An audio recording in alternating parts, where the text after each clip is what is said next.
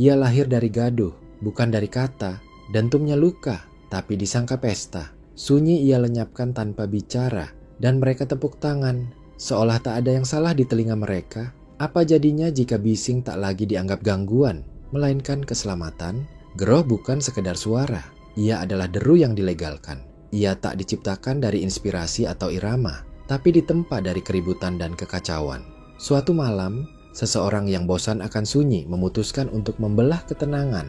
Ia tak memikirkan kenyamanan sekitarnya. Ia hanya ingin dunia ini berteriak. Dan dari keinginan itulah Geroh lahir. Bukan dari cinta, tapi dari rasa muak akan sunyi. Di Arat Nasun, Geroh menjelma menjadi hal paling bising. Lebih dari pasar, lebih dari amarah, lebih dari apapun yang bisa diteriakkan manusia. Suaranya tak menghibur, tapi disembah. Karena siapapun yang mendengar tak bisa menolak ikut bergerak. Seperti ditarik oleh sesuatu yang tak masuk akal, tapi tetap meyakinkan.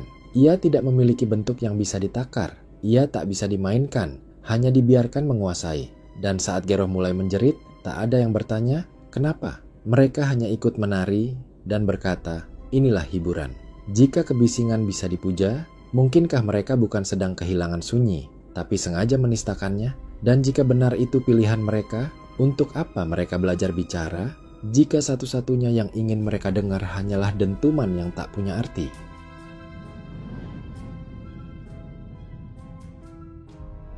Bisakah sesuatu yang tak punya bentuk merusak segalanya yang punya wujud? Geroh tidak lahir dari harmoni.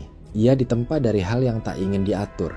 Keributan, jeritan, ledakan, teriakan, pecahan piring, mesin rusak, mikrofon yang mendesis. Semua itu disatukan, dipanaskan dalam kemuakan, dan dicetak menjadi suara yang tak bisa dijelaskan. Bukan musik, bukan bunyi, tapi Geroh. Geroh bukan alat untuk menciptakan seni. Ia adalah dendam seseorang terhadap diam yang terlalu damai. Sang pembuat, jika memang ada, tidak dikenal, tidak diceritakan. Hanya desas-desus bahwa ia adalah makhluk yang begitu membenci sunyi, sampai-sampai ingin mengisinya dengan sesuatu yang tidak bisa dihentikan. Bukan untuk melawan keburukan, tapi hanya agar dunia tidak lagi tenang. Dan dari keinginan itu, terciptalah suara yang tidak menenangkan siapapun, tapi tetap dicari. Karena manusia punya kebiasaan aneh. Ketika tak tahu harus bicara apa, mereka memilih untuk membuat suara apapun, asal bukan sunyi. Jika yang ditempa adalah keributan, apakah hasilnya bisa disebut ciptaan? Atau mereka hanya sedang menyembah hasil ledakan emosi, lalu menyebutnya hiburan agar terasa masuk akal?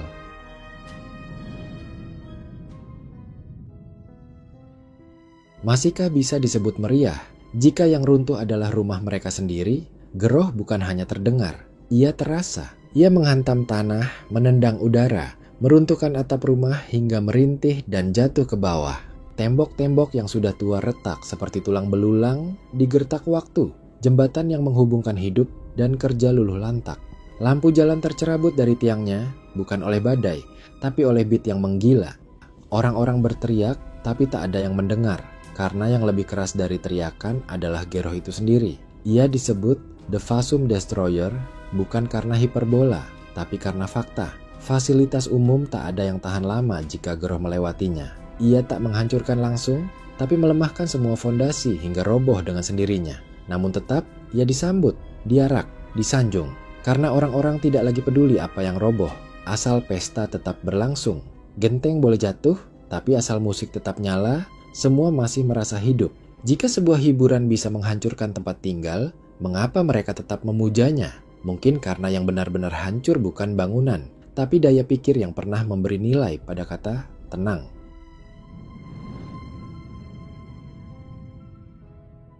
Sejauh apa manusia bisa pergi hanya karena tak tahan diam? Tak ada prasasti, tak ada nama pembuat. Tapi konon, Geroh diciptakan bukan dari ketakutan, melainkan dari kebosanan. Sang pembuat, entah siapa, hanya muak pada sunyi. Ia menganggap diam sebagai musuh. Ia tidak menyusun not, tidak menata frekuensi. Ia hanya meracik segala suara yang bisa menyingkirkan hening, lalu memutar ulangnya sampai semua orang berhenti berpikir. Ia tidak peduli kenyamanan orang lain. Ia tidak peduli waktu tidur, waktu ibadah, waktu pulang sekolah. Baginya, dunia yang tenang adalah dunia yang kehilangan kesenangan. Maka ia menciptakan kehidupan semu yang hingar, demi menutupi ketakutannya sendiri akan keheningan. Groh lahir dari kebutuhan untuk selalu merasa ada. Dan sialnya, mereka semua mengerti perasaan itu. Mereka juga takut sepi, takut mendengar isi kepala sendiri, takut tak ada yang bicara, karena itu berarti mereka harus mendengarkan diri mereka sendiri. Dan mungkin, sang pembuat Groh bukan satu orang, melainkan perkumpulan orang yang bosan ketenangan. Mereka yang membesarkan suara agar bisa menyingkirkan makna. Mereka yang rela menukar kenyamanan bersama dengan ledakan ego. Mereka yang membuat bising bukan untuk didengar, tapi untuk melupakan bahwa mereka tak tahu lagi siapa mereka tanpa suara Groh.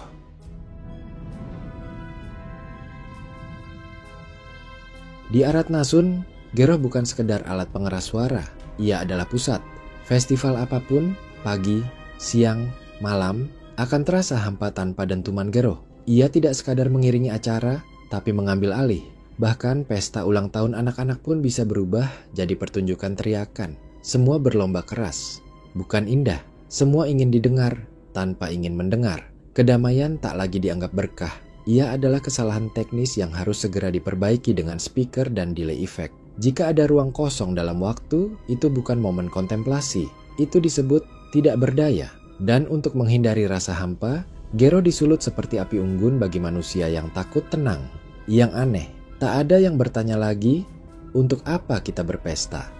Karena selama ada Groh, semua terasa berjalan. Padahal yang bergerak hanyalah suara bising. Jiwa tetap diam, tapi dipaksa menari. Jika semua festival butuh dentuman untuk terasa hidup, mungkin mereka tak sedang merayakan apa-apa. Selain ketidakmampuan mereka untuk diam bersama, apa arti merayakan hidup jika perayaannya sendiri meniadakan ruang untuk bernapas?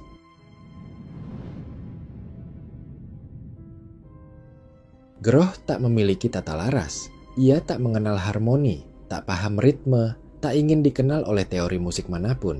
Suaranya bukan lagu, tapi luka yang diputar berulang. Yang keluar dari Groh adalah jeritan, bukan jeritan manusia, tapi jeritan waktu yang kehilangan makna.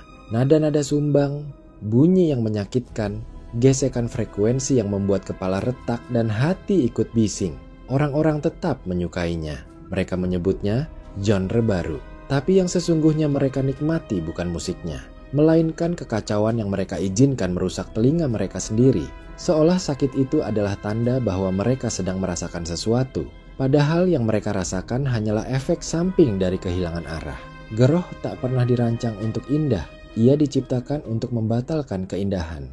Dan saat semua orang menari di bawah bunyi yang tak bernada, itulah saat ketika keindahan benar-benar kehilangan tanah. Dan mungkin alasan mereka mencintai kebisingan ini bukan karena mereka menikmati jeritannya, tapi karena mereka sudah tak mampu mendengar suara-suara kecil, suara anak-anak, suara doa, suara hati, bahkan suara mereka sendiri yang dulu pernah lembut. Masihkah bisa disebut musik jika tak ada harmoni? Atau mereka hanya memeluk derita yang dibungkus hiburan gaduh?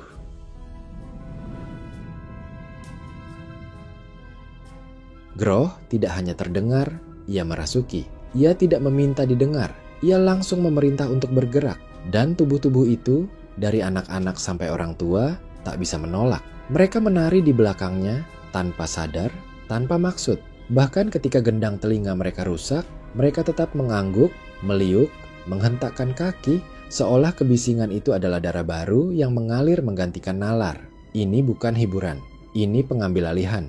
Groh tak perlu menjelaskan dirinya, ia hanya memaksa kehadiran. Seperti mantra yang tak butuh keyakinan, cukup dibunyikan dan dunia akan menggeliat. Orang-orang tersenyum dengan wajah kosong. Mereka berkeringat tapi tidak lelah.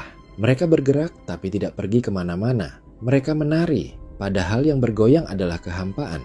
Groh tidak membius, ia membatalkan kesadaran. Ia tidak menyenangkan, hanya menyihir. Dan manusia, seperti biasa, tidak butuh kebenaran selama masih bisa merasa sibuk. Dan ketika tubuh-tubuh itu terus menari dalam kepungan suara yang menyakitkan, kita harus bertanya, apakah yang sedang bergerak itu manusia?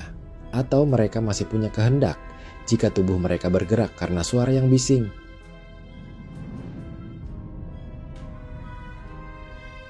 Groh tak hanya memikat penduduk Arat Nasun, ia memanggil lebih dalam, lebih jauh, bahkan lebih mustahil. Dari desa-desa Arat Nasun yang rela menghancurkan gapura hanya untuk memberi jalan untuk Groh lewat, dari lorong-lorong kota yang seharusnya sudah terlelap, Dari tempat-tempat yang tak pernah ada di benak manusia yang masih berpikir, orang-orang datang. Tak semuanya terlihat sehat. Beberapa datang dari arah yang tak punya mata angin. Ada yang berjalan mundur, ada yang menari dengan pola aneh. Ada yang muncul begitu saja di tengah kerumunan seolah dipanggil oleh sesuatu yang lebih tua dari waktu. Groh memanggil dengan cahaya. Bukan cahaya biasa, tapi semburan sinar absurd yang tak menyinari, hanya menelanjangi. Siapapun yang terkena sinar itu merasa dipanggil, bukan dengan suara, tapi dengan kegelisahan yang selama ini tak punya nama. Dan mereka datang, mengikuti, menari, tertawa tanpa alasan, mengerahkan kaki tanpa sadar. Semua menjadi sama, pengikut suara yang tak mengerti arti. Ini bukan magnet, ini ritual. Ritual modern yang menggantikan mantra dengan speaker, yang menggantikan altar dengan lampu-lampu strobo, yang menggantikan kesadaran dengan dentum. Dan jika yang datang sudah tak bisa dibedakan antara warga, bayangan, arwah, dan absurditas, mungkinkah Geroh tak lagi memanggil manusia, tapi sesuatu yang kita bahkan tak siap untuk pahami?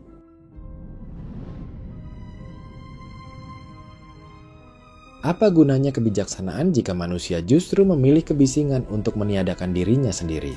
Di puncak kegilaan itu, para bijak pun turun tangan. Mereka mencoba mematikan Geroh, bukan dengan kekerasan, tapi dengan pemahaman. Mereka bawa sunyi kembali. Mereka hadirkan jeda. Mereka tawarkan ruang tanpa suara agar manusia bisa mendengar pikirannya sendiri. Tapi yang terjadi justru pengkhianatan. Warga Aratnasun yang awalnya mengeluh soal retakan rumah dan telinga yang sakit, berbalik menyerang para bijak. Mereka tak ingin sunyi kembali. Mereka telah kecanduan bising Geroh. Dalam segala bentuk merusaknya, telah menjadi candu yang membuat hening tampak seperti horor. Geroh bukan lagi sekedar pramusuara bising. Ia telah menjelma menjadi keyakinan baru. Dan para bijak, mereka dibungkam. Diseret dari ruang diskusi ke panggung yang dibanjiri sorak. Bukan karena mereka salah, tapi karena mereka mengingatkan manusia bahwa tidak semua suara itu memiliki arti. Dan pengingat semacam itu adalah ancaman bagi masyarakat yang sudah lama memilih menyerahkan gendang telinganya kepada Geroh sebagai gaya hidup. Dan mungkin disinilah tragedinya paling dalam. Ketika mereka memilih dentuman yang menghancurkan daripada keheningan yang menyelamatkan. Ketika suara yang mereka puja bukan datang dari kebenaran, tapi dari kebutuhan untuk melupakan bahwa hidup tanpa makna itu terlalu sunyi untuk dihadapi.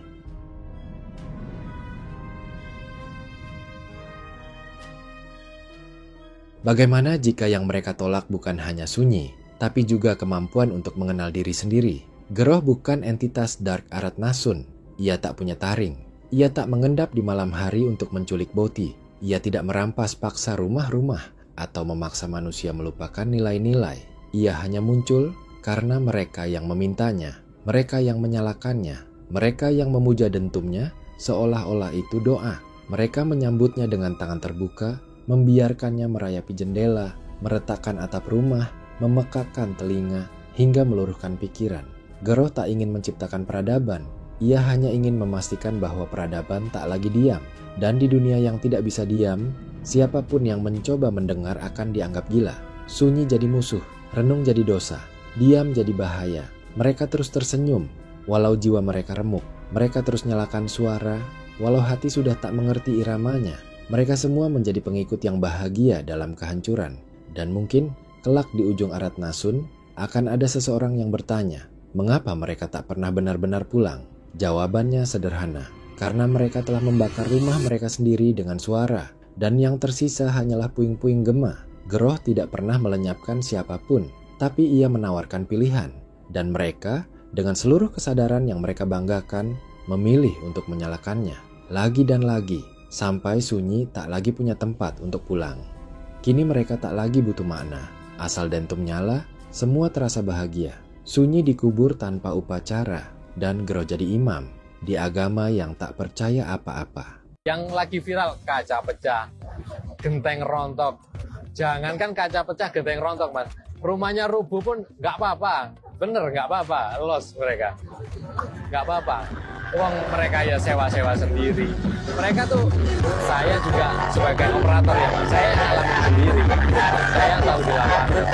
Kalau sampai saya